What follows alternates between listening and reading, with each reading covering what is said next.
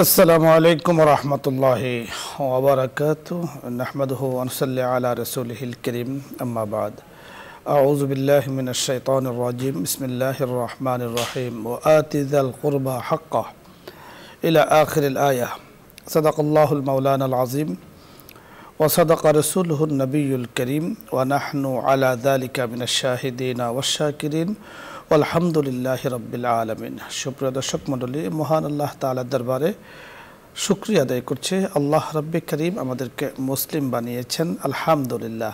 আল্লাহ রাব্বি করিম আমাদেরকে আহকামাত দিয়েছেন এবং জানার জন্য আমাদেরকে হুকুম করেছেন। আমরা চেষ্টা করছি আল্লাহ তাআলার তৌফিকে, আলহামদুলিল্লাহ। আপনাদের সকলকে ধন্যবাদ জানাচ্ছি আজকের এই সুন্দর আয়োজনে।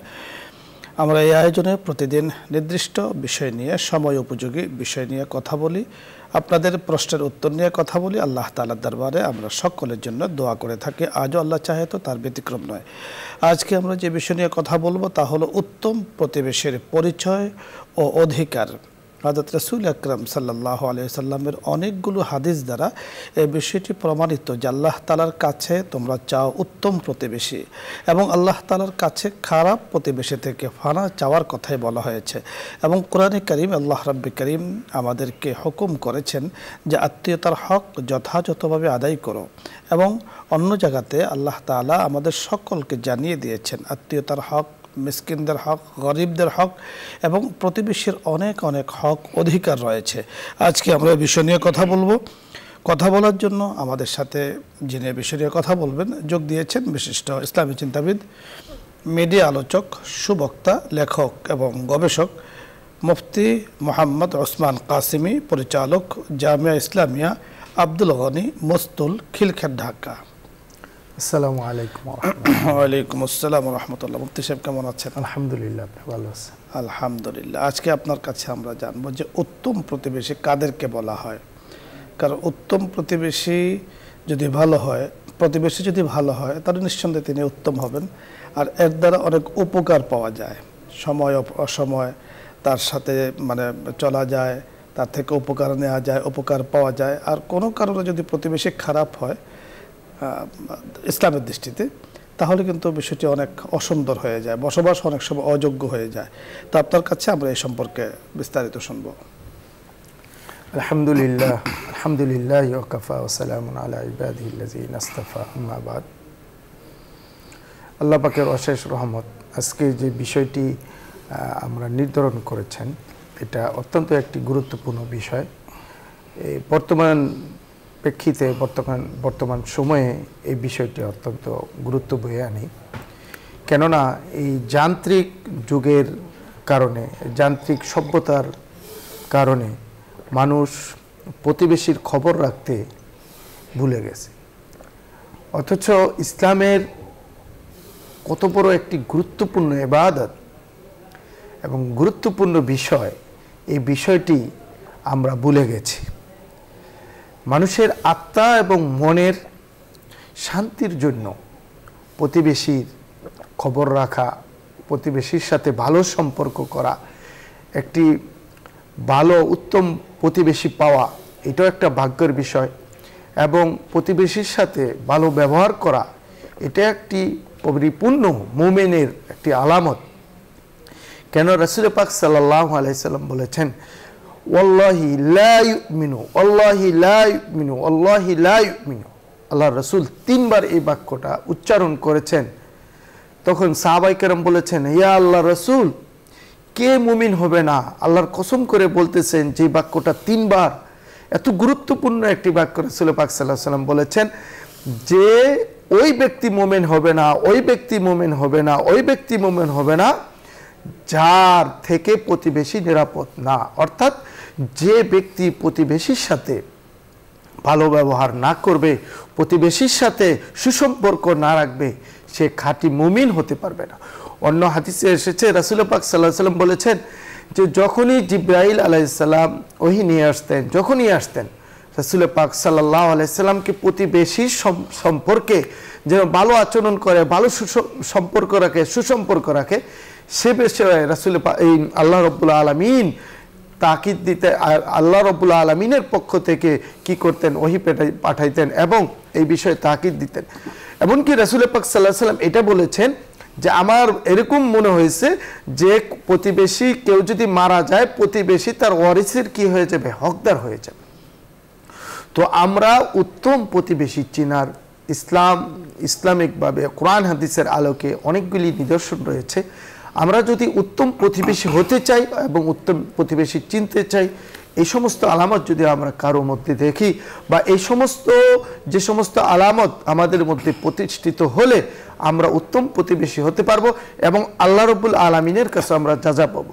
তার মধ্যে একজন হলো যে প্রতিবেশীর সাথে, সূরা নিসাতে আল্লাহ রাব্বুল আলামিন বলেছেন যে তোমরা প্রতিবেশীর সাথে কি করো, ভালো ব্যবহার করো, অর্থাৎ সর্বসময়ে তার সাথে সদাচরণ করো। একটু কিছু হয়েছে বা কোনো একটু ক্ষতি হয়ে গেছে, এটা যেন আমার দ্বারা হয় না, বা সেও যদি করে ফেলে সেটা যেন আমি সহ্য করি। তাহলে সহ্য করতে হবে একমাত্র আল্লাহর কাছে যা পাওয়ার জন্য। যে আমার প্রতিবেশী আমাকে একটু ক্ষতি করেছে, আমার প্রতিবেশী আমাকে একটু সমস্যা করেছে, এটার যাজা আমি আল্লাহ রাব্বুল আলামিনের কাছে পাবো।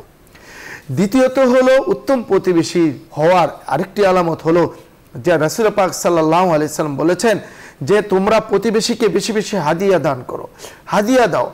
রাসূল পাক সাল্লাল্লাহু আলাইহি সাল্লাম বলেছেন মা আয়েশা থেকে যে যখনই তোমরা কোনো কিছু পাকাও ঘরের মধ্যে, যে কোনো যদি গোশত পাকাও, তাহলে ঝোল বেশি করে দাও। কেন? যে তুমি যদি তোমার প্রতিবেশীকে গোশত না দিতে পারো, তুমি যেন তরকারির একটু ঝোলও যেন দিতে পারো। এবং অন্য হাদিসে এসেছে যে যখন তুমি কোনো কিছু পাকাইবা, তুমি তোমার প্রতিবেশীকে বেশি বেশি হাদিয়া দাও। কিরকম? যদি তুমি নাই পারো, তাহলে তুমি যদি বকরির পায়ের একটি টুকরা, যেটাকে খুরা বলি আমরা, সেটাও যদি তুমি দিতে পারো, তাহলে তোমার প্রতিবেশীকে কি করো, বেশি বেশি হাদিয়া দাও। এবং আরও এসেছে যে প্রতিবেশীকে কষ্ট দেওয়া যাবে না, প্রতিবেশীকে কষ্ট দেওয়া যাবে না।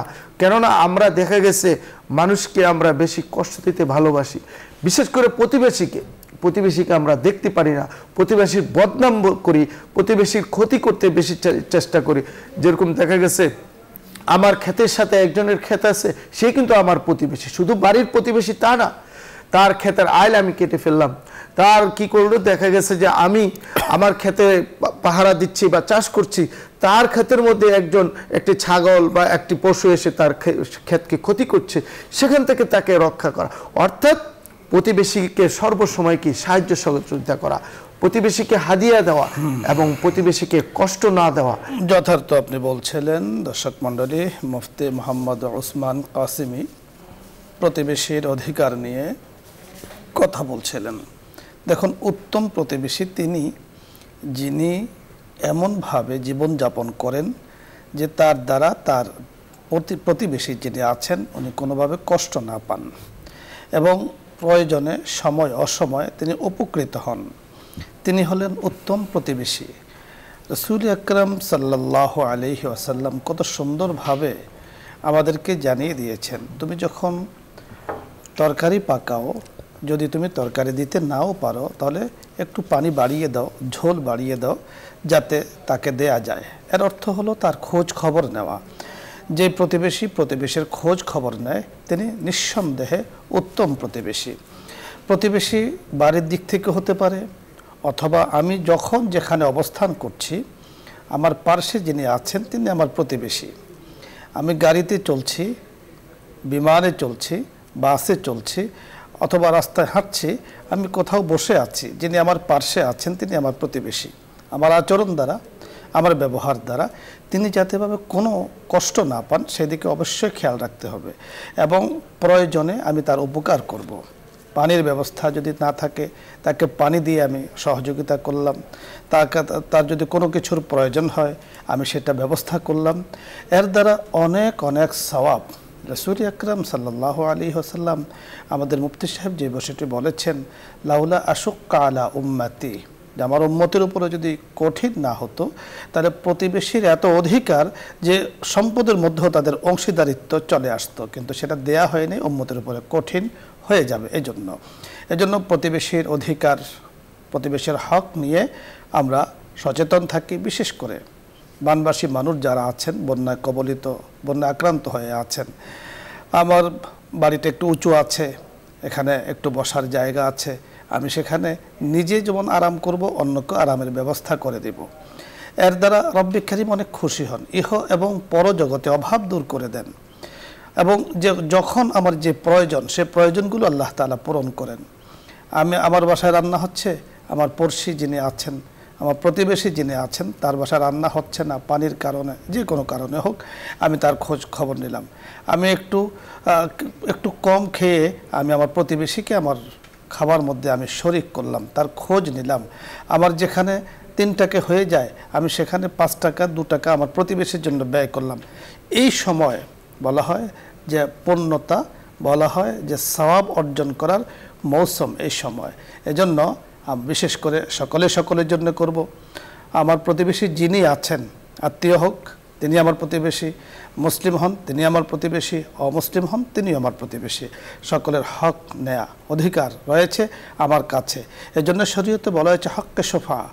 যদি আমার জমিনের পাশে অন্যের জমিন হয়, তাহলে এই জমিন যদি আমি বিক্রি করতে যাই, তাহলে আগে যার জমিন আছে আমার পাশে তার অধিকার বেশি, এবং জমিন যদি বিক্রি হয়ে যায় ক্ষেত্র বিশেষ, তখন তিনি চাইলে এটাকে ফাস্ক করে দিতে পারেন, এ বেচা কিনাটাকে আলোচনা করে এটাকে, কারণ তার অধিকার তাকে না জানিয়ে যদি এই ধরনের করা হয়।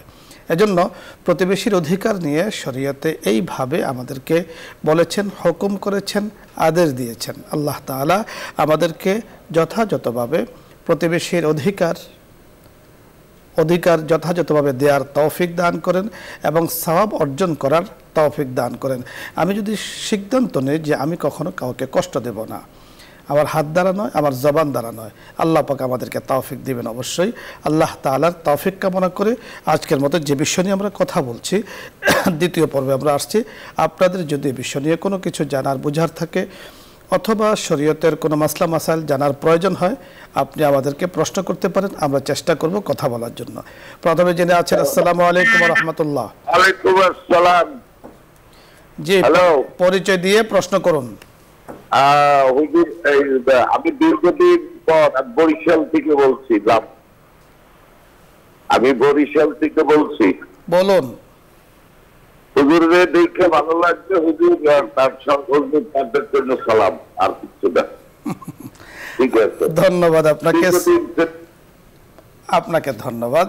আমাদের পক্ষ থেকে আপনার জন্য, আমাদের দর্শকদের জন্য, আমাদের দেশবাসীর জন্য, তামাম জাহানের উম্মতে মুসলিমের জন্য আমরাও শান্তি কামনা করছি। আপনি আমাদেরকে সালাম দিয়েছেন, মানে আপনি আমাদের জন্য শান্তি কামনা করছেন। আমরাও আপনার জন্য আমাদের নিয়মিত, আমাদের এই নিউজ 24-এর ইসলাম আমরা পরিবারের সাথে যারা যুক্ত দীর্ঘদিন থেকে আছেন, থাকবেন, সকলের জন্য আল্লাহ রাব্বি কারীমের কাছে আমরা শান্তি সুখ কামনা করছি। ধন্যবাদ। পরবর্তী দর্শকের কথা শুনবো। জি, আসসালামু আলাইকুম ওয়া রাহমাতুল্লাহ। ওয়ালাইকুম সালাম।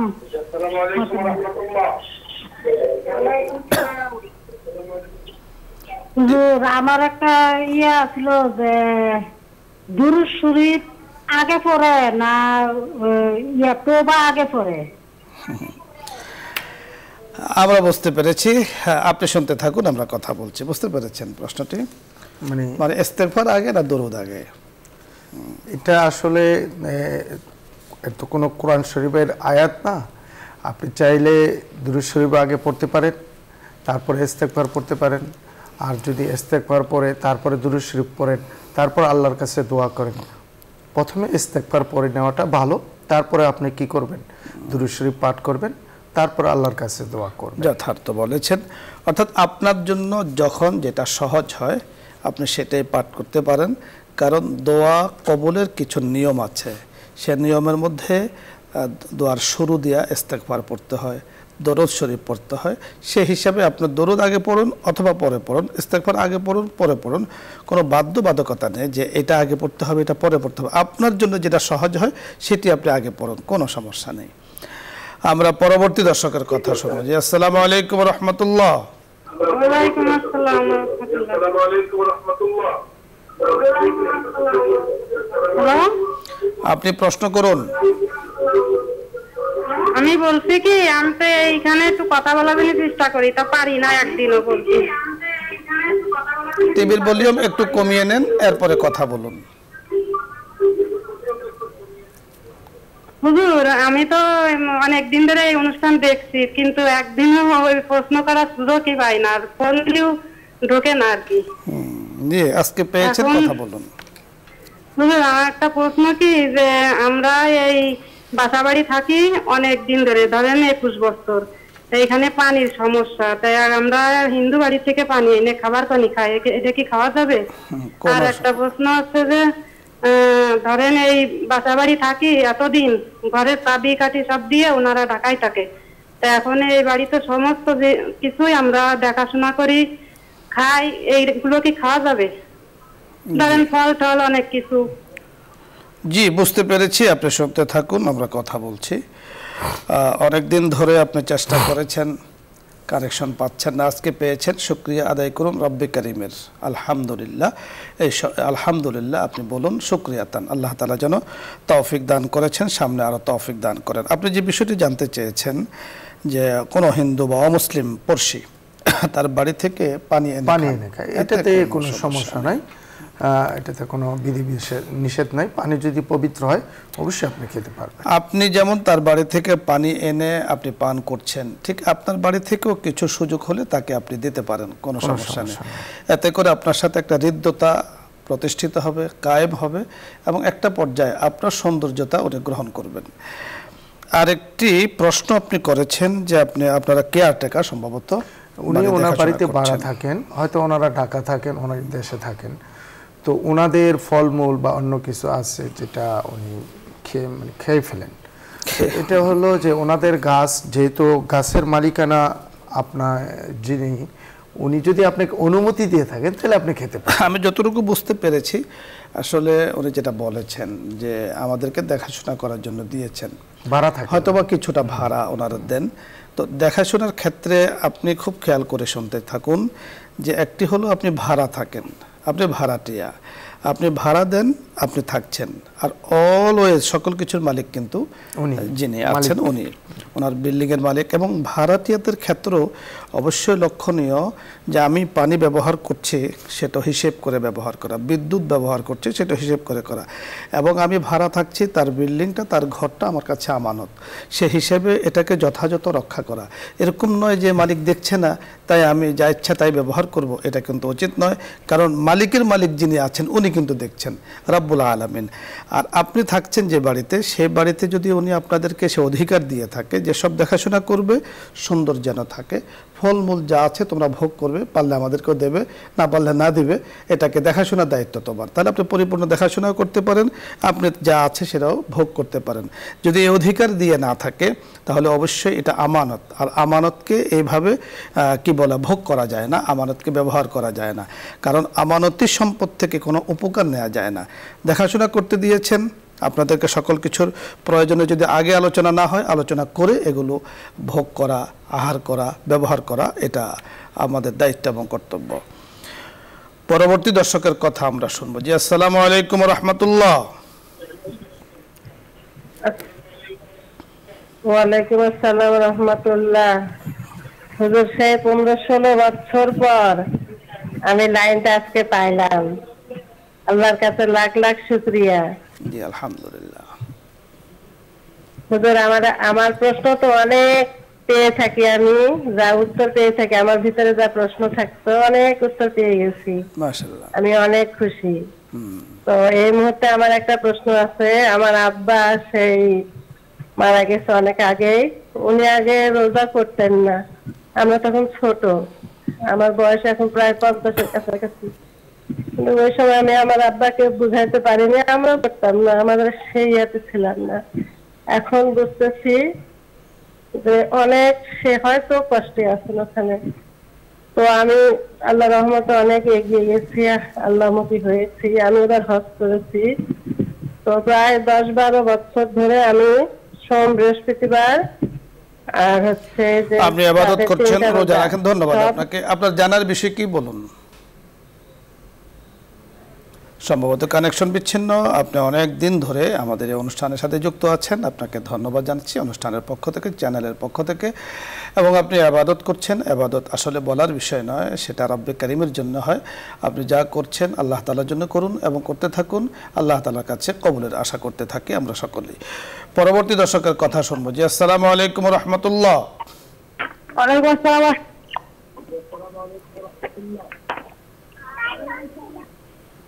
আপনি প্রশ্ন করুন।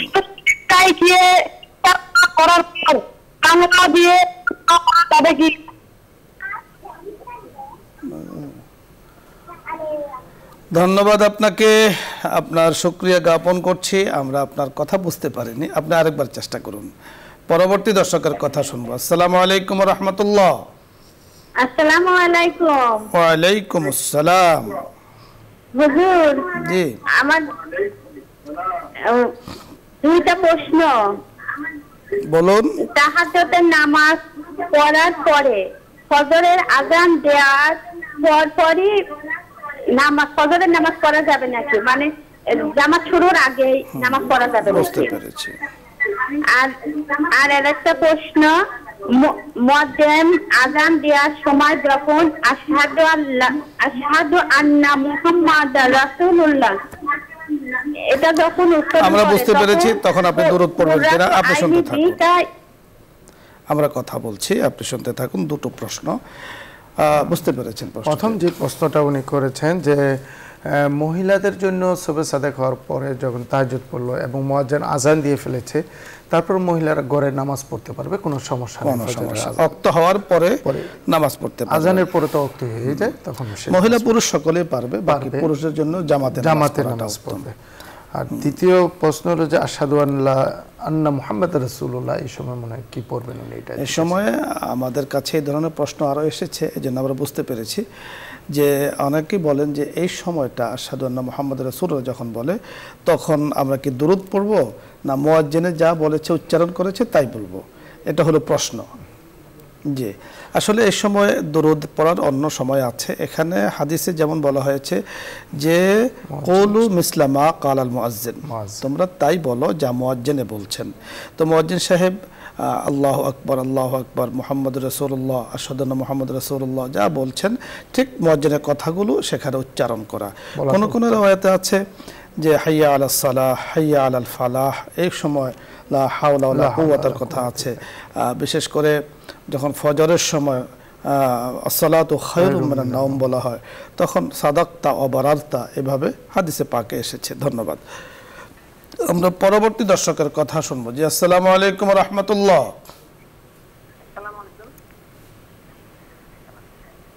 ওয়া আলাইকুম আসসালাম।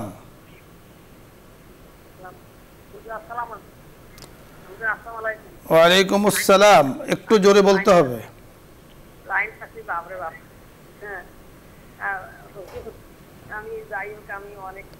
শোনা যাচ্ছে না। ধন্যবাদ, আমরা চেষ্টা করছিলাম আপনার কথাগুলো শুনতে, আপনি আরেকবার চেষ্টা করুন। পরবর্তী দর্শকের কথা শুনবো। আসসালামু আলাইকুম।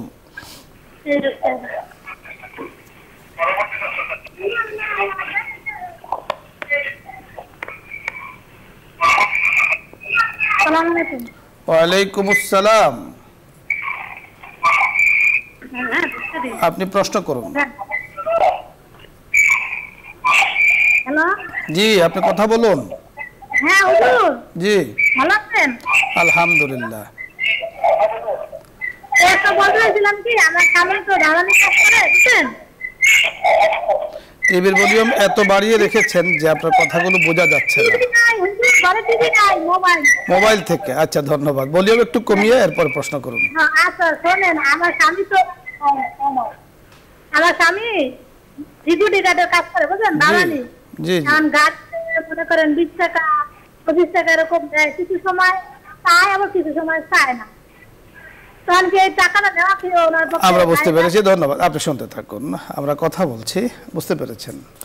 সিকিউরিটি গার্ডের চাকরি করেন, কেউ হয়তো বকশিশ দেয়, যদি কেউ খুশি অবস্থায় তার কাজে খুশি হয়ে যদি হাদিয়া দেয় যে আমি তোমাকে এটা খুশি হয়ে দিলাম, সেটা দিয়ে তুমি চা নাস্তা খাও, এটার ক্ষেত্রে বাধ্যবাধকতা নেই। আমরা এই বিষয়টি একটু ক্লিয়ার করে যদি বলি, বিষয়টি হলো যারা আমাদের সিকিউরিটি গার্ড আছেন আমাকে কোম্পানি থেকে আমাকে 10টা থেকে 4টা পর্যন্ত এক্সাম্পল আমাকে রেখেছেন ডিউটি দেওয়ার জন্য। আমি সার্ভিস সকলের জন্য সমান দেব। আমি গেট খুলব, লাগাবো, মালিক পক্ষ যারা আছে তারা আসুন অথবা ভাড়াটিয়া আছেন সকলকে আমি সার্ভিস, যেহেতু কোম্পানির পক্ষ থেকে আমাকে এই কাজের জন্যই কোম্পানি আমাকে নিয়োগ দিয়েছেন, আমি শ্রম পুরোটাই দেব। দেওয়ার পরে সেক্ষেত্রে কেউ যদি আমাকে এক্সট্রা খুশি হয়ে আমাকে কিছু বকশিশ দেন, এতে গ্রহণ করাতে কোনো সমস্যা নেই। কিন্তু এখানে যদি এমন হয় যে যিনি বকশিশ দেন তাকে সার্ভিসটা ভালো দিলাম, যিনি বকশিশ দেন না তাকে সার্ভিসটা আমি খারাপ দিলাম, তাহলে কিন্তু আবার একটু অন্যরকম সমস্যা চলে আসে। এই বিষয়টি লক্ষণীয়। আমাকে যিনি বকশিশ দিলেন তার জন্য যেমন সার্ভিস, যিনি দেননি তার জন্য আমি তেমন সার্ভিস দেবো। সার্ভিসটা দেবো যেহেতু কোম্পানি আমাকে এই কাজের জন্য নিয়োজিত করেছেন। আর আপনি যদি বকশিসের বিনিময়ে সার্ভিস দেন আর যিনি দিচ্ছেন না তাকে সার্ভিস না দেন, তাহলে বিষয়টি কিন্তু একটু আলোচনা সাপেক্ষ। এই জন্য আমরা বলবো যে যেহেতু আপনি কোম্পানির পক্ষ থেকে, বাড়িওয়ালার পক্ষ থেকে নির্ধারিত আছেন, আপনি চাকরিজীবী, সেখানে আমি সার্ভিস পুরোটা দেব। এরপরে সকলকে আমি সমান সার্ভিস দিই। আমি আমার সাধ্য অনুযায়ী আমি চেষ্টা করছি। কেউ যদি আমাকে কিছু হাদিয়া গিফট করেন, এতে গ্রহণ করাতে কোনো সমস্যা নেই এবং দেয়া উচিত। আমি বলবো যারা আছেন সিকিউরিটি গার্ডে যারা আছেন এদেরকে মাঝে মাঝে খোঁজ খবর নেওয়া। এবং এখানেও এই প্রতিবেশীর কথা বলা হয়েছে যে আমাদের যারা আছে বাড়ির নিচে যারা আছে অথবা করছেন কোম্পানির জন্য একটা প্রতিবেশী কর্মীদের জন্য, সেক্ষেত্রে সে খাচ্ছে কিনা, রান্না করছে কিনা, তার ভালো মন্দ খোঁজ খবর নেওয়া, এটা কিন্তু এটা প্রতিবেশীর, এটাও অধিকার তার, এবং খোঁজ খবর নেওয়াটা আমাদের জন্য এটা জরুরিও বটে। পরবর্তী দর্শকের কথা শুনবো। জি, আসসালামু আলাইকুম রহমতুল্লাহ।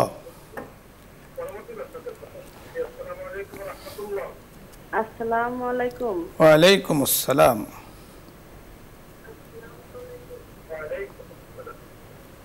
হ্যাঁ হুজুর, আমি অনেকদিন চেষ্টা করতেছি আপনাদের লাইনে পাওয়ার জন্য, পাই না। খুব খুশি।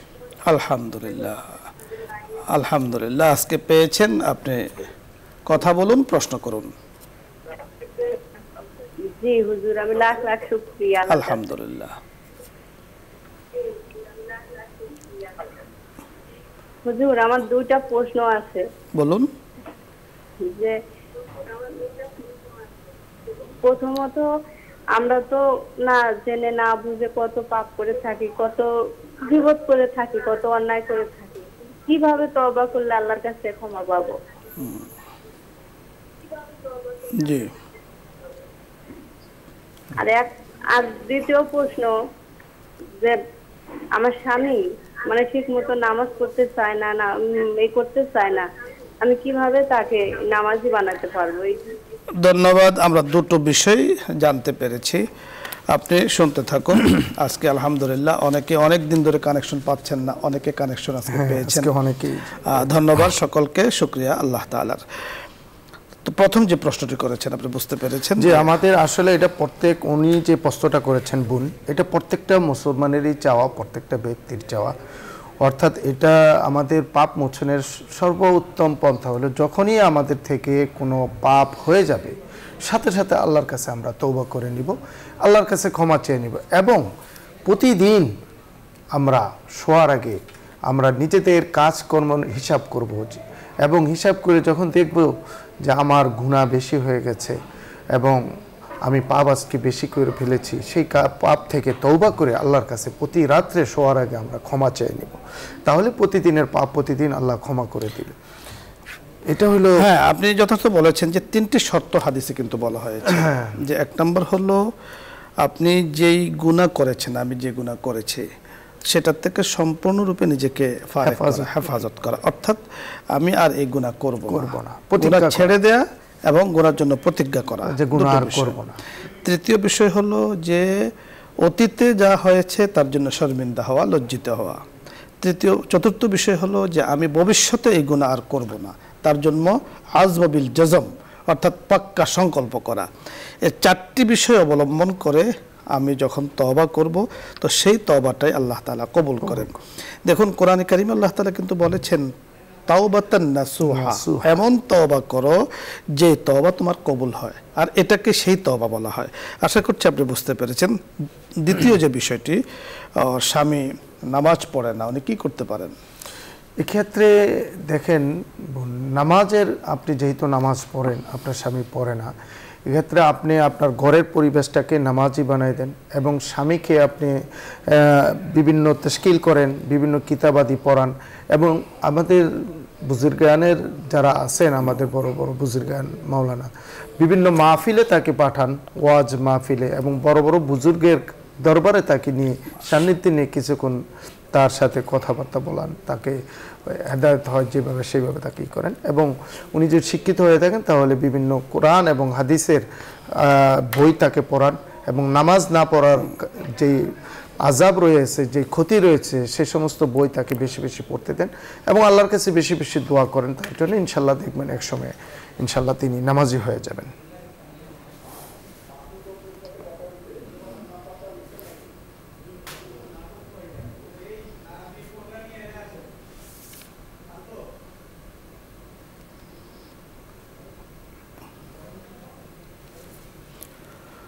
ধন্যবাদ, আপনি যথার্থ বলছিলেন।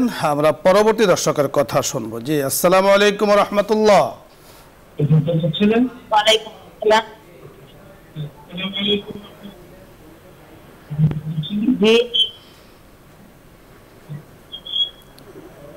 আমি পাবনা জি, আপনি প্রশ্ন করুন। জি হুজুর, আমি 9 মাস হচ্ছে আমার বাচ্চা হয় নাম হাজবেন্ডের হচ্ছে মীরা, বাবার নামটা দিতে চাই।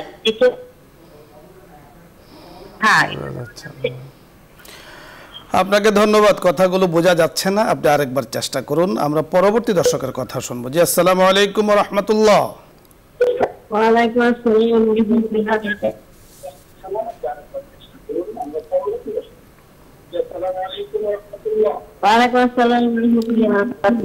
আপনি প্রশ্ন করুন। হুজুর, আমার একটা প্রশ্ন। আমি তো অনেকদিন যাবত চেষ্টা করি এখন আমার প্রশ্ন হুজুর, আমি যে 5 ওয়াক্ত নামাজ পড়ি, ঠিক আছে, নামাজের সময় অনেক দোয়া দুরূদ করি, করার পরে আমি যদি অনেক কাজে আবার যাই, চলে যাই, তখন আমি মুনাজাত দেওয়া হয় না, মুনাজাতটা না দিলে ওই যে অনেক দোয়া দুরূদ করি, তাই এইটা কি মুনাজাত না দিলে কোনো সমস্যা আছে? বোঝা যাচ্ছে না। ধন্যবাদ আপনাকে, আপনার কথাগুলো বোঝা যাচ্ছে না, আপনি আরেকবার চেষ্টা করুন। আল্লাহ তাআলা আপনাকে তৌফিক দান করুন। মুফতি সাহেব, আপনাকে ধন্যবাদ জানাচ্ছি। আজকে আপনি অনেক সুন্দর আলোচনা আমাদের অনুষ্ঠানে এসেছেন এবং দর্শকদের জন্য উপহার দিয়েছেন। দর্শক মণ্ডলী, আজকে আমরা যে বিষয় নিয়ে কথা বলেছি, উত্তম প্রতিবেশীর পরিচয় এবং অধিকার। আমরা উত্তম প্রতিবেশী হতে চাই রব্বে কারিমের কাছে, সেই তৌফিক কামনা করে আজকের মতো শেষ করছি। আসসালামু আলাইকুম ওয়া রাহমাতুল্লাহি ওয়া বারাকাতুহু। এখন দোয়া হবে, দুরূদ ইস্তিগফার পাঠ করি। اللهم صل على سيدنا ونبينا وشفيعنا وحبيبنا مولانا محمد صلى الله عليه وعلى آله وأصحابه وبارك وسلم. أستغفر الله الحمد لله رب العالمين والصلاة والسلام على سيد الأنبياء والمرسلين وعلى آله وأصحابه أجمعين. ইয়া আল্লাহ ইয়া করিম, আমরা গুনাহগার বান্দারা আপনার শাহী দরবারে হাত তুলেছি। মাওলাই করিম, মেহেরবানি করে আমাদের জিন্দেগির গুনাহগুলো মাফ করে দেন। ইয়া আল্লাহ, মেহেরবানি করে পৃথিবীর সূচনা লগ্ন থেকে নিয়ে আজ পর্যন্ত যারা পৃথিবীর মায়া ত্যাগ করে মাওলাই করিম পরকালে চলে গিয়েছেন, মেহেরবানি করে তাদের জিন্দেগির গুনাহগুলো মাফ করে দেন।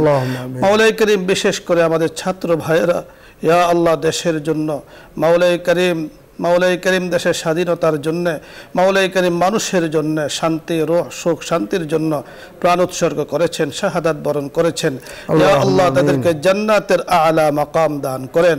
মাওলাই করিম যারা যেখানে শাহাদাত বরণ করেছেন ওই পরিবারের উপর খায়র বারাকাত দ্বারা আপনি ভরপুর করে দেন।